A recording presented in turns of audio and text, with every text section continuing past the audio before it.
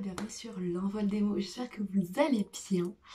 Aujourd'hui je reviens pour une vidéo que vous attendez depuis un certain temps, puisque je vous avais demandé le 31 décembre si un coup de cœur, enfin si un top de mes coups de cœur 2021 vous intéressait. Vous m'avez répondu à l'unanimité oui, sauf que depuis vous n'avez pas eu, parce que en janvier il y a eu énormément de vidéos, voilà.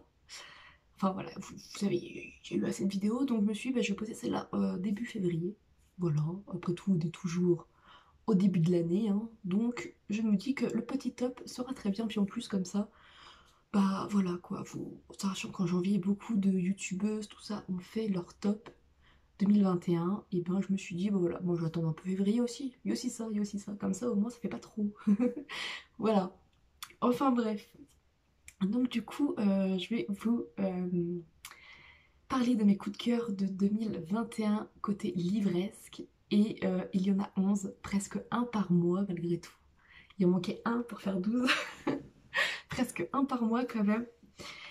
Et, euh, et voilà, je vais vous en parler. Alors il n'y a absolument aucun ordre de préférence. Voilà, le premier, c'est pas parce qu'il est en premier que c'est celui-là qui m'a le plus plu, et le dernier c'est pas parce que c'est le dernier que c'est celui-là qui m'a le moins plu malgré tout. Non, non, ils sont tous coup de cœur, de la même façon, voilà, et c'est tout. Voilà, c'est tous des coups de cœur, il n'y a pas de préférence particulière, il n'y a pas d'ordre. En fait, enfin si j'ai un ordre, mais l'ordre c'est vraiment l'ordre, vous voyez là, les deux premiers, ils ont été lus en janvier. Après c'était février, mars, enfin vous voyez j'ai fait dans l'ordre des mois en fait, voilà, j'ai pris mon carnet, j'ai regardé chaque mois mais les coups de cœur que j'ai eu, et puis voilà, j'ai fait ça par ordre, comme ça au moins j'étais sûre de ne pas en oublier. Voilà voilà, donc j'ai une petite liste. Donc le premier coup de cœur que j'ai eu c'était donc en janvier avec 1000 baisers pour un garçon de Tilly Cole, une histoire émouvante. Je sens que ça, je vais me répéter. En fait, je sens que ouais, en fait, tous les livres, enfin, non, pas tous, il y en a un, non. Mais tous les livres là que je vous présentais, j'ai versé une petite larme. Sauf un. Sauf un. Voilà. Comment dire. Bon, il y en a sur lesquels j'ai plus pleuré que d'autres. Bon, excusez-moi. Je suis fatiguée, j'ai pas dormi cette nuit. Mais bon, bref, c'est pas le sujet. Il y en a que j'ai plus pleuré que d'autres, hein, sur les livres, donc voilà, enfin bref. Donc du coup, Mille baiser pour un garçon à petite école, c'est l'histoire de Poppy et Rune qui sont amoureux depuis l'enfance. Voilà, vraiment depuis qu'ils se connaissent, depuis l'enfance, ils sont amoureux l'un de l'autre. Sauf qu'un jour, Rune, c'est Rune ou Poppy? Non, je crois que c'est Rune. Ouais, je sais plus, mais je crois que Rune, c'est Rune qui repart en Norvège, dans son pays natal en fait. Voilà, il repart en Norvège pendant 2 ans. Et Rune ne reçoit plus de réponse de Poppy, je crois que c'est ça. Voilà, ne se reçoit, oui, je crois que c'est dans ce sens-là. Rune ne reçoit plus de réponse de Poppy, tout ça. Et Poppy, de son côté, elle doit faire face à une terrible nouvelle. Parce que... Ah mais non, je peux pas vous dire, ça va spoiler. Je peux pas vous dire, ça va spoiler. Donc elle fait face à une terrible nouvelle, et donc c'est pour ça du coup que elle ne répond plus à Rune. Et bien entendu, Rune revient après 2 ans.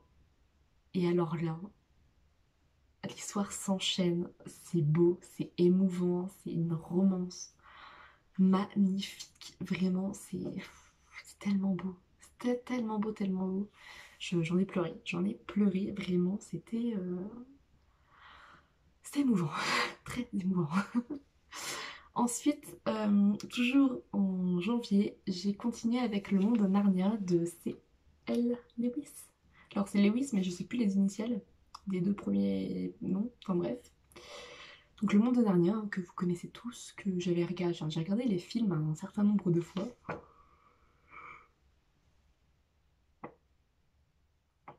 Excusez-moi. Je sens que je vais bailler pas mal dans cette vidéo parce que j'ai vraiment pas dormi cette nuit en fait. Voilà. Donc je suis désolée, mais il fallait absolument que je tourne cette vidéo aujourd'hui. Donc le monde dernier, je connaissais les films parce que les films, je les ai vus, je les ai revus, je les ai vus, je les ai revus un certain nombre de fois. Et c'est en 2021 que j'ai enfin lu les livres. Voilà, parce que j'avais acheté l'intégrale, que je n'avais jamais lu. Voilà, parce que le, le pavé me faisait grandement peur. Au final, ça s'est lu comme un petit pain. Voilà, j'étais plongée dedans, ça s'est lu tout seul. Et alors, une merveille, une pépite! Ça m'a rappelé mon enfance, je suis repartie vraiment en enfance avec cette histoire, avec l'armoire magique, avec Aslan, avec Monsieur Castor, tout ça, j'ai adoré. C'est tellement, tellement, tellement bien, tellement mieux que les films en fait, voilà, tellement mieux. Parce qu'évidemment, les films, enfin, il n'y a pas eu des films sur tous les tomes de la saga. Voilà, il en manque. Et là, du coup, voilà, c'est tellement bien.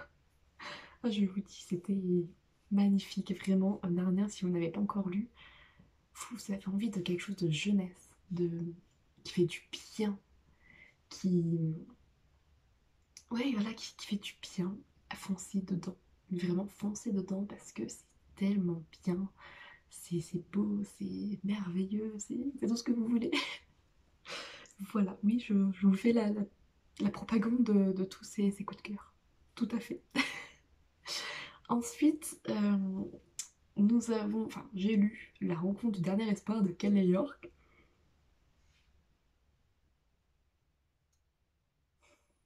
Donc ensuite, du coup, je vous disais que j'avais lu La rencontre du dernier espoir de Ken York. Ici, c'est une histoire beaucoup moins feel good que le monde de Narnia. Voilà, beaucoup moins léger, puisqu'ici nous parlons de suicide, de maladie. Euh, voilà, ici nous parlons de ça. C'est Vince qui a été recueilli par, alors je sais plus le nom, mais il a été recueilli par quelqu'un après un certain temps à errer de famille en famille. Il a été recueilli par quelqu'un et il pensait que ça y est, il allait être heureux, tout ça. Et en fait, un jour, il tombe sur le site Suicide Watch, voilà, un site internet qui fait l'apologie du suicide. Voilà, où en fait, sur le site, vous avez les moyens les plus rapides, enfin, voilà, vous avez différents moyens. Voilà, et du coup, sur ce site, ils rencontrent des jeunes gens qui veulent se suicider, un qui a décidé d'arrêter de se battre contre un cancer, et l'autre, je ne sais plus. L'autre, pour être tout à fait honnête, je ne sais plus. Voilà, et du coup, ces trois protagonistes vont se rencontrer, et alors, voilà, vous savez ce que je veux dire. S'ensuit une histoire merveilleuse. Oui, oui, oui, tout à fait. Encore une fois, j'ai pleuré aussi dans cette histoire. Voilà, j'ai pleuré parce que c'était tellement émouvant, surtout la fin. C'était triste, mais beau. Mais c'était triste, mais pas. Enfin, c'était pas un livre fait pour tirer les larmes en fait. C'était. Voilà, mais bon, moi j'ai la larme facile, voyez-vous. Vraiment, j'ai la larme facile. Et du coup, il est vrai que et ben, moi j'ai pleuré. Voilà. Là voilà. Mais sinon, c'était pas un livre, comme on dit, qui tombe dans le bateau, qui... Non, c'était un livre, c'est vraiment bien écrit, c'est bien fait, c'est... Enfin voilà. Avec une belle histoire d'amitié, de... Tout ça, c'est tellement... Juste une pépite. Une pépite. Voilà. Voilà, voilà. Ensuite, nous avons qu'une parenthèse, Gaël Osséré, un livre que j'ai acheté dans la bouquinerie Escale en bord de page. Un livre dont je n'avais jamais entendu parler, même une autrice dont je n'avais jamais entendu parler jusque-là. Et alors qu'une parenthèse, ici nous partons, alors je sais plus en quelle année, mais... Ah bah si, c'est la seconde guerre mondiale, je crois. La seconde ou la première? Voilà, quand je lis des livres, c'est sa boîte des coups de cœur, hein, quand je lis des livres, il y a des détails qui m'échappent au bout d'un certain temps. Voilà, même si c'est des coups de cœur, voilà. J'ai quand même voyez-vous? Enfin bref, c'est pas grave. Donc ici nous sommes dans une guerre mondiale. Alors là, je pense que c'est la deuxième. Donc ici on parle de famille, de secrets aussi. Voilà, et c'est pareil, c'était une belle histoire, vraiment. J'ai pleuré également. Je vous ai dit, hein, il y a très peu de livres sur lesquels j'ai pas pleuré dans ce top. Voilà. Euh, donc voilà, dans une parenthèse, c'était juste magnifique. Après, moi, je me suis plongée dans l'histoire sans rien en savoir, en fait. Et je pense que c'est mieux de ne rien en savoir du tout. Voilà, tout ce que vous pouvez savoir, c'est que oui, c'est une histoire de, bah voilà, de famille, de secrets, d'événements qui sont passés. Et voilà, c'était tellement bien. D'ailleurs, il y a écrit un autre livre qu'il faut que je me procure parce que je veux le lire. Voilà, tout simplement. Donc voilà, et le 5e livre, dont je ne vous ferai aussi aucun résumé, c'est À un souffle de ta voix de Marine Yonzer. Parce que À un souffle de ta voix, c'est pareil, c'est un livre, je suis lancée dedans sans rien en savoir. Voilà, vraiment sans rien en savoir, mis à part que la protagoniste principale, dont j'ai oublié le prénom, et ben ne se souvient plus de rien. Elle se réveille dans une prairie, dans une carrière, je sais plus, mais elle se réveille en pleine nature en fait. Et elle ne se souvient de rien du tout, mis à part son prénom. La seule chose dont elle se souvient, c'était son prénom. Et voilà, c'est tout ce que je vais vous dire. Parce que vraiment, cette histoire, c'est pareil, j'ai pleuré. Voilà. Et c'est une belle histoire. Et en fait, tout au long de l'histoire, on se demande ce qui se passe dans cet endroit étrange. On se demande ce qui se passe et tout. Et quand on a la révélation, en fait, on se dit oh, waouh, ouais, c'était ça. Et en fait, ça mêle le fantastique à quelque chose d'autre. C'est tellement bien écrit, c'est bien fait, c'est... Enfin, franchement, j'ai adoré du début à la fin. C'était quelque chose de beau, de... Puis surtout la fin, c'est... Surtout la fin. Je me souviens de la fin, c'est...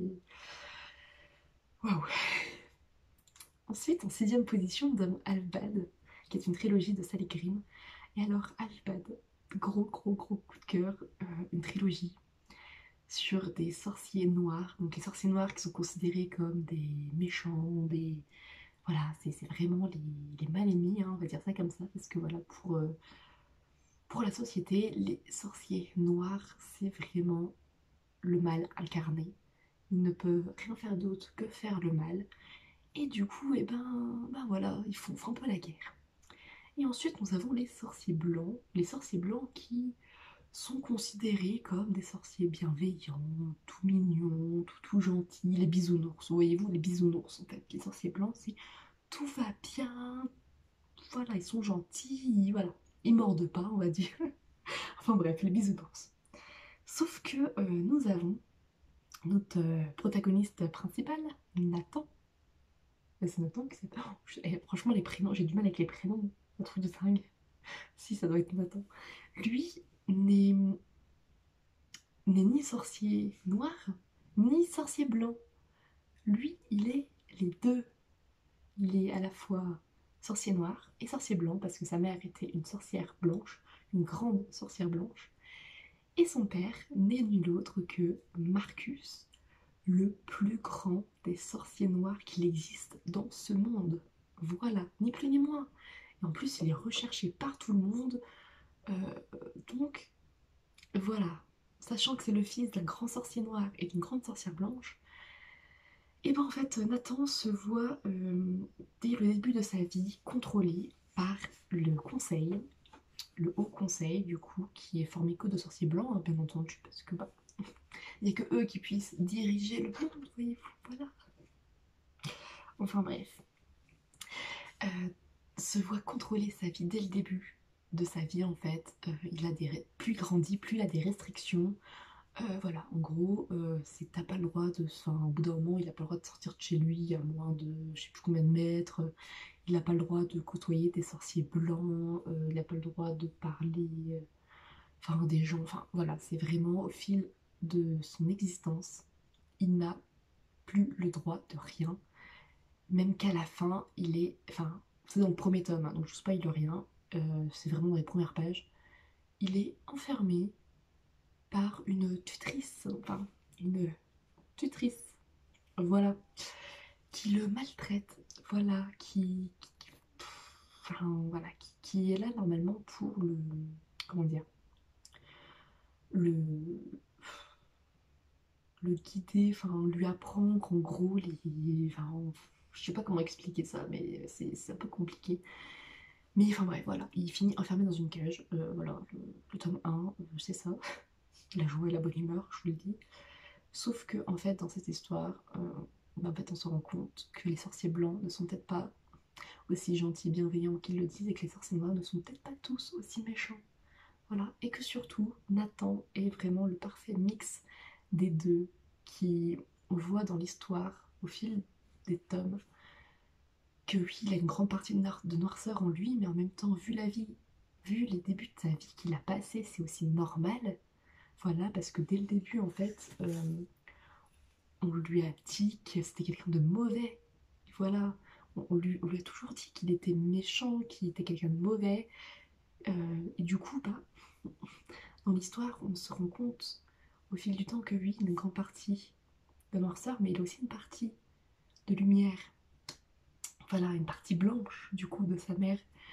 Et, et c'est comme ça aussi pour beaucoup de gens en fait. C'est ça aussi qu'on se rend compte, c'est qu'au fil du temps, Nathan rencontre des gens qui vont l'aider, des très très bons amis.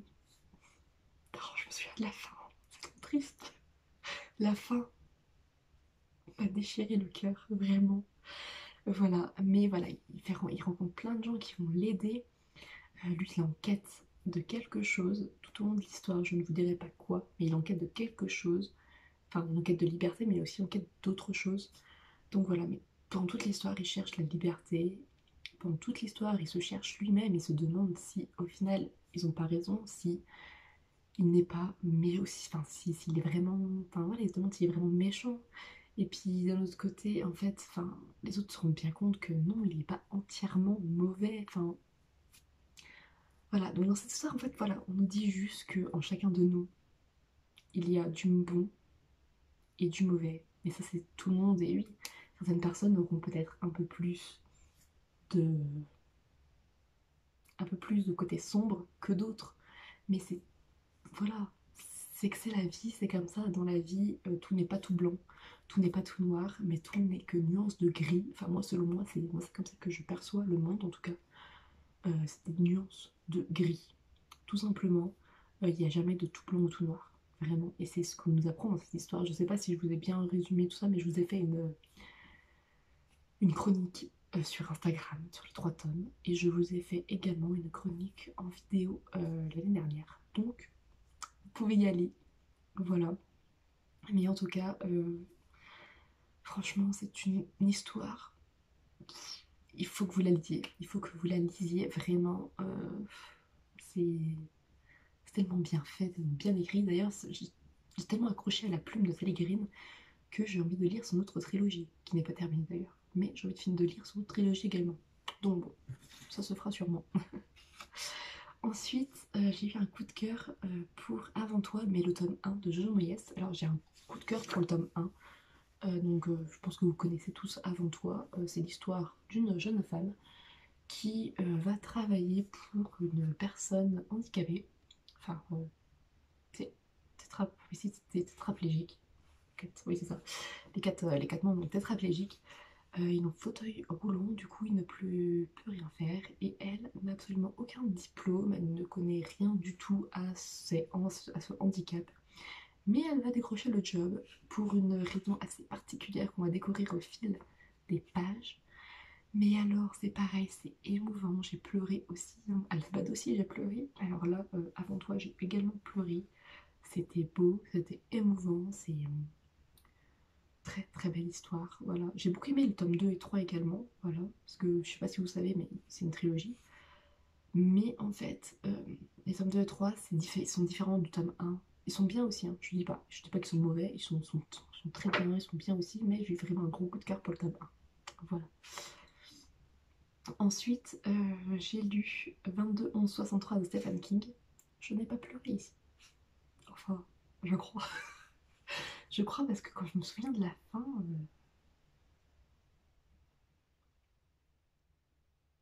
bon, en fait, donc 22-11-63 de Stephen King, c'est un livre que je traîne depuis 2014 dans ma palle. C'est un pavé qui fait 1080 pages, un truc comme ça. J'ai eu du mal à me lancer dans l'histoire, à me dire allez lis-le, voilà. Et en fait quand je me suis lancée, je l'ai lu. Donc je l'ai lu avec Océane de Sakura Books 30. Enfin je sais pas si elle l'a fini en fait. L'heure où je vous parle, je sais même pas si elle a fini le roman. Je ne sais pas. Voilà, enfin bref, je ne sais plus. Ici nous suivons un homme, je sais pas enfin, les prénoms, hein, voilà. Pourtant il est pas si vieux que ça celui-là. Je l'ai pas lu il y a si longtemps que ça. Enfin bref. Nous suivons un homme qui un jour se fait appeler à son boulot par une connaissance, enfin un ami, oui, enfin, en fait, oui, ils sont amis, mais ils se connaissent pas tant que ça, enfin voilà. Donc on va dire une connaissance. Il se fait appeler comme ça, quelque chose, pas, enfin c'était quelque chose d'inhabituel en fait, qu'il l'appelle comme ça sur son lieu de travail. Et donc il se rend chez lui, et là, son ami lui dit qu'en gros, eh ben, il peut remonter le temps pour changer quelque chose et qu'il doit changer. Il doit changer le cours du temps. Voilà, en fait, il veut que son ami empêche l'assassinat de John Kennedy. Voilà, rien que ça, rien que ça, voilà, il veut qu'il empêche ça. Alors lui de base, enfin, il est là, de quoi tu me parles, enfin, je comprends pas, enfin, réaction normale, j'ai envie de vous dire. Comment c'est possible quoi. Donc du coup, elle lui montre que c'est possible. Et il est vrai que c'est possible. Et du coup, depuis cet instant, et ben il va se passer énormément de choses.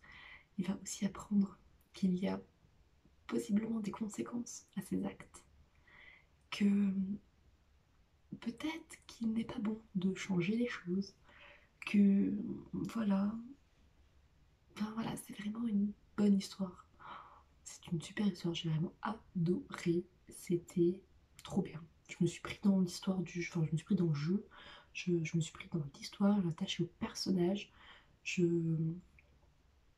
c'était génial. Il fait 1080 pages, mais j'ai adoré en fait. J'ai adoré. Puis en plus, enfin, Stephen King s'écrit tout petit. D'ailleurs, je vais commencer Duologie de Stephen King, donc le Dom là, c'est écrit aussi tout petit, mais si j'accroche aussi bien que 22, 11, 63, et bien je sais que ça, voilà quoi, je vais le lire en rien de temps en fait.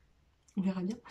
Mais en tout cas, oui, 22, 11, 63, enfin, lisez-le, vraiment, lisez-le, c'est une email de l'historique à un récit, enfin, fantastique, non, enfin, pas vraiment fantastique, enfin c'est avec une histoire de temporalité, de retour dans le temps, enfin voilà, c'est vraiment trop bien. J'ai adoré et enfin voilà. J'ai pas lu beaucoup de Stephen King, mais pour le moment c'est celui-là mon préféré. Voilà, je verrai au fil du temps quand je lirai d'autres livres de Stephen King, mais pour le moment franchement celui-là je l'ai. Mais alors dévoré, j'ai adoré, c'est trop bien. Trop bien. Ben voilà. Bref. Ensuite, j'ai lu Ugly Love de Colleen Hoover. Ugly Love est une romance, bien entendu. Une belle romance également. C'est... C'était beau, c'était touchant, c'était... Colleen Hoover, en fait, voilà. Et c'est pareil, Ugly Love, je me suis lancée dedans. C'est pareil, c'est une histoire, enfin, je savais rien, en fait. J'avais même pas relu de résumé, je crois. Non, non, non. Non, je crois pas. Donc ici, en fait, on nous parle d'une...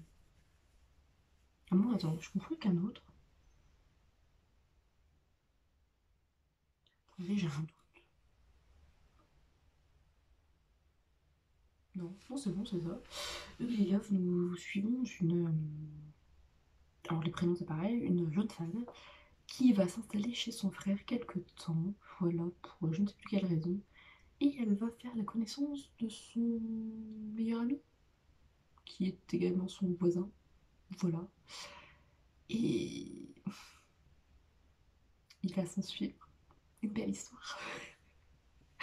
Voilà, mais enfin, ce top, c'est pas vraiment pour vous faire un résumé des livres, c'est vraiment pour vous parler, voilà, des choses que j'ai ressenties durant cette histoire.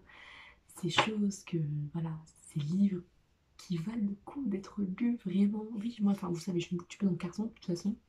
Au bout d'un certain temps, les livres, même si c'était coup de cœur, quoi, j'oublie certaines choses. Mais vraiment, voilà, Ugly Love, il faut que vous lisiez. C'était beau, c'était beau. Oh. Ensuite, le 10e roman, c'était Les jours où je suis née de Valérie François. C'est pareil, je me suis plongée sans rien savoir. Ici, nous suivons Paul Becker, si je me souviens bien du nom, c'est ça, qui a passé 15 ans de sa vie à rechercher sa fille. Il finit par la retrouver en... Ah, je sais plus le nom du pays. Euh, Ah, zut. Oh, Vietnam. Vietnam. Oh, j'ai retrouvé. Il la retrouve au Vietnam. Donc elle revient à Paris. Et alors là, c'est pareil, il s'ensuit une histoire magnifique, une quête d'identité avec cette jeune fille, Lily Rose, qui est juste une jeune fille forte, qui vraiment c'est une jeune fille avec un fort caractère, voilà, qui est forte, elle sait ce qu'elle veut dans la vie, elle sait ce qu'elle ne veut pas, c'est juste une magnifique histoire, vraiment. C'est une histoire d'enlèvement, voilà, parce que du coup elle était enlevée, mais quand on connaît l'histoire, et ben, comment dire, on comprend pourquoi, on comprend les motivations, et on comprend que ce n'était pas, qu'elle n'a pas été enlevée en fait pour une, comment dire, pour des raisons obscures, elle n'a pas été enlevée pour des raisons obscures, elle n'a pas été enlevée, enfin elle a juste été enlevée pour avoir une vie meilleure. Mais, euh, mais voilà, c'est elle qui l'a enlevée, donc voilà, la mère, entre guillemets adoptive de Lily Rose, et ben elle ne savait pas certaines choses à ce moment-là, au moment où elle a décidé d'enlever cette petite. Il y a certaines choses dont elle ne savait absolument pas. Ça va lui causer de tels ennuis plus tard quand du coup Lily Rose est retrouvée. Mais Lily Rose, elle, a fait une promesse à sa mère adoptive. Elle va tout faire pour la tenir. Voilà, et c'est pareil, c'est un livre émouvant, c'est pas un livre aussi simple que ça. Oui, voilà, elle était enlevée, tout ça, elle était enlevée, ok, bébé, tout ça, ok, voilà. Mais il faut lire l'histoire pour comprendre.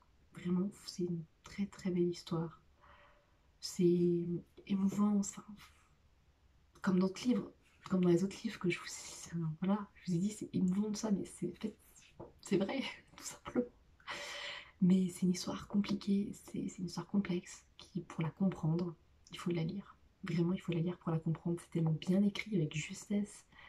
C'est tellement, tellement bien écrit. Voilà, j'ai pleuré également. Voilà. Et enfin, dernier coup de cœur en date, qui date de ce mois-ci, qui n'est autre de nos âmes tourmentées de Morgane Moncomble.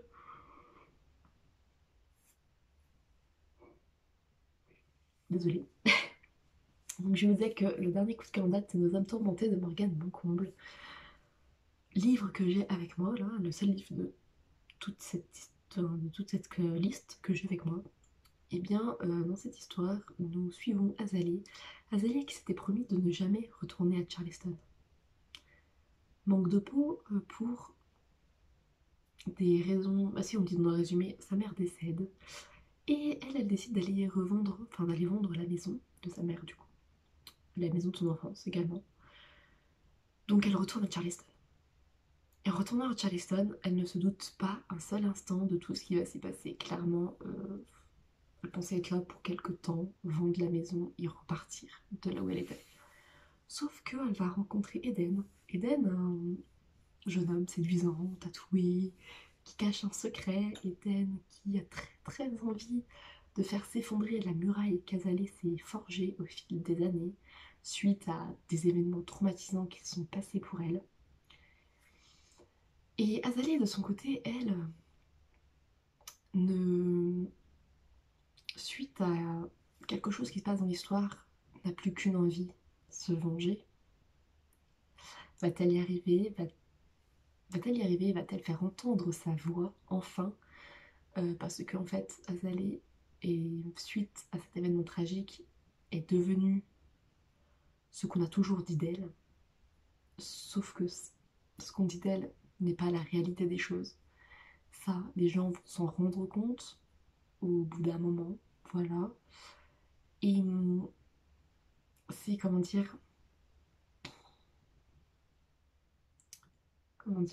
c'est... je ne sais plus le mot. Enfin bref. Euh, voilà, les gens vont se rendre compte que ce qu'on a toujours dit d'elle n'est pas la vérité. Ils vont se rendre compte qu'elle a vécu des choses affreuses.